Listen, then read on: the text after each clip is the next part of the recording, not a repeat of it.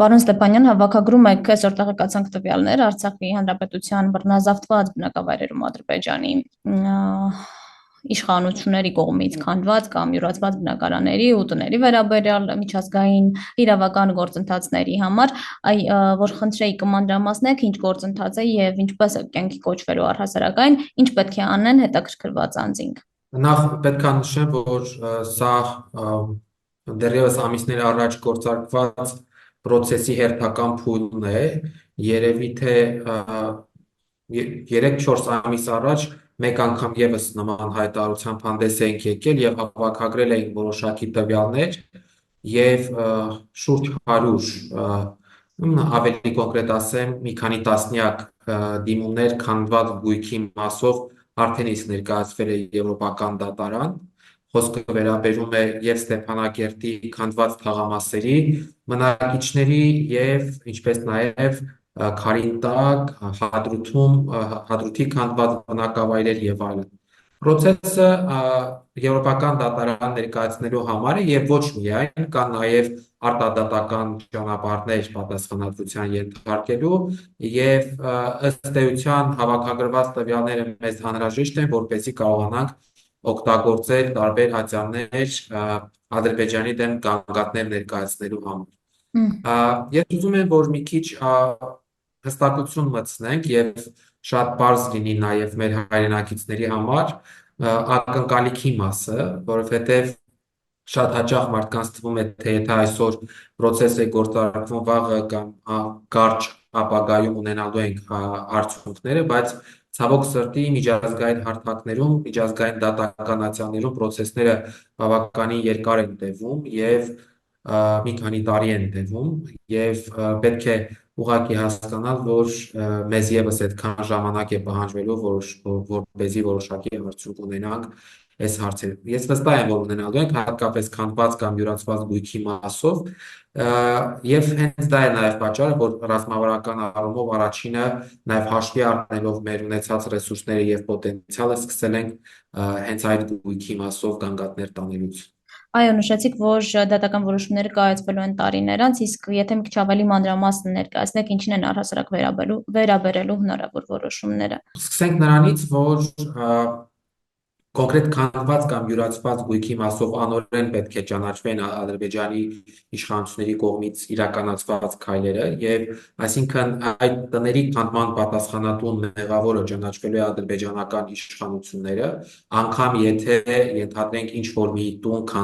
կքանդվի մասնավորի կողմից, դա կապ չունի, պարզ է, որ վերահսկողությունը ադրբեջանական իշխանությանն է եւ հետեւաբար պատասխանատվությունը նաեւ եւս իշխանություններինն է։ Եվ կոնկրետ քանդված գույքի մասով միանշանակ նաև փոխհատուցում է նախատեսվելու,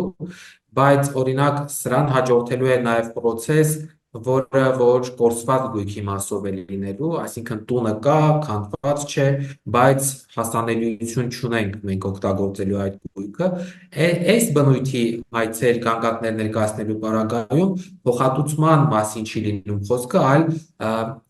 փոխհատուցել ոչ թե գույքի համար, այլ փոխհատուցել դրանից օգտվելու անհնարինության դիմաց, այսինքն կորսված, այսպես ասած, օգուտի դիմաց փոխհատուցում։ Եթե գույքը ամբողջությամբ վերացված է, այս պարագայում փոխհատուցում ամբողջությամբ այդ գույքի համար է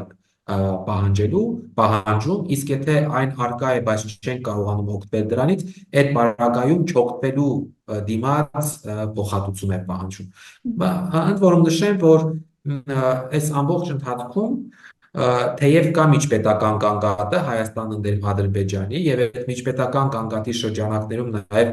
գույքային իրավունքների պաշտպանության հարցն է բարձրացված, սակայն եղել են նաեւ մասնավոր գանգատներ, այսինքն դրան զուգահեռ եղել են մարդիկ, շուրջ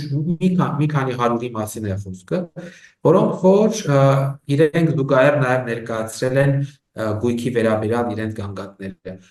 Բայց ուզում եմ նաև ֆիքսենք, քանի դեռ միջպետական գանգատը կա, մասնավոր գանգատներ տանելու, այս մասսայական գանգատներ տանելու անհրաժեշտությունը չկա։ Նաև դա է պատճառը, որ մենք հենց շեշտադրումը քանդված գույքի վրա ենք անում,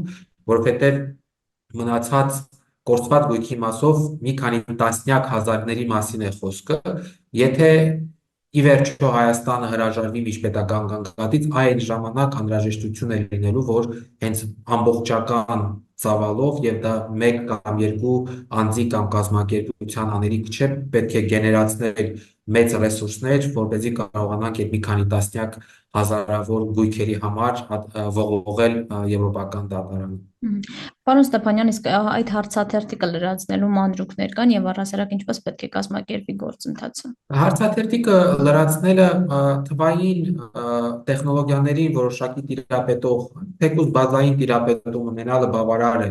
հարցաթերթիկը լրացնելու համար, շատ խորը ուրեմն ինֆորմացիա այնտեղ մեծ հաշվով չի էլ պահանջվում, տվյալներ է պահանջվում, որոշակի հասցեներ, ու եթե կա ապացույց, օրինակ տեսանյութերից կամ ֆոտոներից համացանցից վերցված ապացույց, որ տունը քանդվել է կամ յուրացվել է, այսինքն այդ տանը արդեն ուրիշ բնակիչ կա։ Օրինակ վերցնենք Արցախ թաղամասը Ստեփանակերտի կամ դրա վերևի հատվածում զինվորականների թաղամասը, եթե կհիշեք, ամենավերջին շահագործման հանձնված թաղամասը։ Տեսանք, որ դա ադրբեջանական իշխանությունները ներկայացնում են, որ վերահսկվել հանրակացարանի։ Այդ տեսանյութը արդեն իսկ բավարար է, որպեսզի մենք դա ներկայացնենք գանգատը կազմելիս, դա ներկայացնենք որպես ապացույց։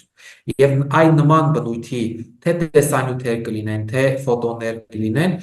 խիստ անհրաժեշտ է, որպեսզի հայտադիմումին կից ներկայացվեն, իսկ հայտադիմումը ինքը ունի այդպիսի հնարավորություն, սահմանում է այդպիսի հնարավորություն ֆայլեր գցելու համար։ Հետևաբար խորհուրդ եմ տալիս եւ կոչ եմ անում, որպեսզի ամբողջական լինի ինֆորմացիան, նաեւ այդ հնարավորությունը օգտագործեն մեր հայրենակիցները, բայց ամեն դեպքում անգամ եթե դրանք չլինեն, չկարողանան կամ թերի լրացվի հայտը, դա չի խանգարում, որովհետեւ այն հիմնական բազային տվյալները, երբ որ տրամադրվում է, մենք կապ ենք հաստատելու հայտը ներկայացրած անձի հետ, արդեն թե առերես հանդիպման այսպես թե այնպես պետք է հարցազրույց անցկացվի, որովհետև այնտեղ հայտարարություն է լրացվում գրավոր ձեռագիր ձևով դատարան ներկայացնում։ Այդ հայտարարությունը լրացնելիս պակասող մյուս նյութերը արդեն առանձեռն վերցվելու է ուրեմն քաղաքացուց։ Իսկ Եվ ուզում եմ նշել, որ այս գործընթացում համագործակցություն կա ձևավորված, այսինքն միայն Արցախ միությունը կամ ես չէ, ՄԻՊ-ը չէ, որ դրանով զբաղվում ենք, կա համագործակցություն ձևավորված այլ իրավապաշտպան եւ իրավաբանական կազմակերպությունների հետ, կոնկրետ անուններով կարող եմ նշել Սիրանուշ Սահակյանի գրասենյակը, Արա Ղազարյանի գրասենյակը, Արման Թաթոյանի հիմնադրամը, եւ այդ դիմումները հիմնականում հավաքագրվում են, մշակվում են եւ ուղարկվում են հենց այդ իրավաբանական կազմակերպությունների անունից։ Շատ լավ, իսկ Հայաստանի Հանրապետության քաղաքացիություն ընդունելը կարող է խոչընդոտել գործընթացը։ Ոչ, բնավ դա դրա հետ կապ չունի, շատ կարևոր է ունենալ սեփականության վկայական, ընդ որում սեփականության վկայականը օրիգինալ տարբերակով չի վերցվելու անձից, այլ ուղղակի պատճենահանվելու եւ վերադարձվում է, ոչ մի օրիգինալ փաստաթուղթ չի վերցվելու քաղաքացուց, այլ անհրաժեշտ նյութերի գծվելու է դրանց պատճենները։ Քաղաքացիությունը որևէ կապ չունի, դա գույքային իրավունքների հետ որևէ առնչություն չունի։ Եվ վերջում ինչ ակնկալիքներ ունեք գործընթացից։ Ես նորից ուզում եմ շեշտել, որ կարճաժամկետ ակնկալիք, որ այսօր հայց ներկայացրեցին գանգատարանք, վաղը մյուս օրը մի տարի անց, 2 տարի անց ունենալու ենք արդյունք, ոչ։ Իմյան կոնկրետ ձեզ համար որոշակի մոտավոր բան ասեմ, Վրաստանը դեմ Ռուսաստանի միջպետական գանգատը, որը որ վերաբերում էր 2008 թվականի ռուս-վրացական պատերազմին, վճիրները կայացվել են 10 տարի անց։ Իհարկե շատերի համար կարող է սա շատ մեծ ժամանակահատված է եւ ես համաձայն եմ, որ շատ մեծ ժամանակահատված է, բայց կիրառում ենք այն գործիքները, որոնք որ հասանելի են։ Պետք է կիրառվեն այս գործիքները, նաեւ կուզենայի ես էլ հաշվի առնենք, որ սա նաև ինչ որ առումով կանխարգելիչ նշանակություն կարող է ունենալ։ Երբ որ օրինակ Ադրբեջանի դեմ դատարանում լինեն հազարավոր գանգատներ, մյուս անգամ ինչ որ մի գույք վերացնելիս կամ վանդալիզմ իրականացնելիս մեկ անգամ ավելի կմտածեն ադրբեջանական իշխանությունները, թե արժի գնալ այդ քայլին, թե չէ։ Այսինքն, ինչ որ առումով սա նաև դեռևս չքանդված գույքի նկատմամբ այդ ուրեմն վանդալիզմի ոչնչացման քաղաքականությանը կանխելու նպատակի հետ է։